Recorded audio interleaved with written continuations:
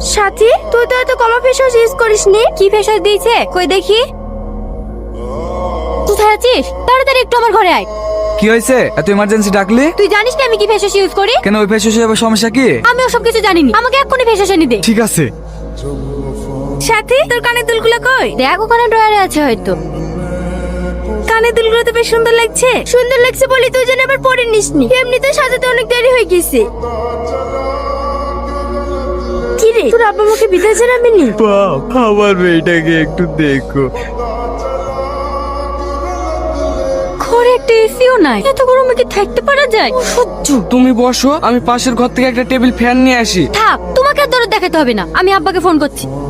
হ্যাঁ মা বল, মন খারাপ করছে নাকি? আমি এখানে গরমে থাকতে পারছি না, তোমরা কিছু একটা ব্যবস্থা করো। এখন আমি আবার কি করব? মেয়েটা গরমে থাকতে পারছে না, আর কি করবো মানে? আজকের মতো একটু অ্যাডজাস্ট করে থাক, কালকে দোকানে এসে মনের মতো একটা এসি কিনে নিস।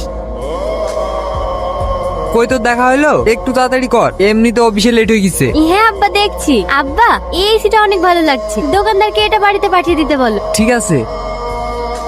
আব্বা, এই ওয়াশিং মেশিনটা অনেক ভালো লাগছে, এই এটা নিয়ে নিই, তাহলে আমাকে আর কষ্ট করে জামা কাপড় কাচতে হবে না। দুটোতে কত হলো? স্যার, দুটোতে 20% ডিসকাউন্ট দিয়ে ওই 1.5 লাখ মতো পড়ছে। জিনিসগুলো ঠিকঠাক পৌঁছে দিয়েন, এর সঙ্গে একটা মিস্ত্রি দেবেন, সব ঠিকঠাক করে দিয়ে আসবে। ঠিক আছে স্যার, আপনি আমাকে ঠিকানাটা দিয়ে দেন, আমি সব টাইম মতো পৌঁছে দিচ্ছি। এই সাথী, আমি এনাকে সব বলে দিয়েছি, তুই সব ঠিকঠাক করে নিয়ে যা, আমি অফিসে চলে গেলাম। কি অত চিন্তা করছো বলো তো? ও কিছু না, এক গ্লাস পানি নিয়ে এসো, গলাটা যেন কেমন শুকিয়ে যাচ্ছে। আব্বা, তোমার সাথে একটা কথা ছিল। আমার একটু শরীর খারাপ করছে, তোকে একটু পরে ফোন করছি মা। আরে শোনো না, তোমরা যে গাড়িটা দিয়েছো ওটা আমার ভালো লাগছে না। হ্যাঁ, 3 লাখ টাকা দাও, একটা নতুন বাইক নেব। কিছু বলছো না যে? হ্যালো আব্বা, হ্যালো। ও, তোমার কি হলো?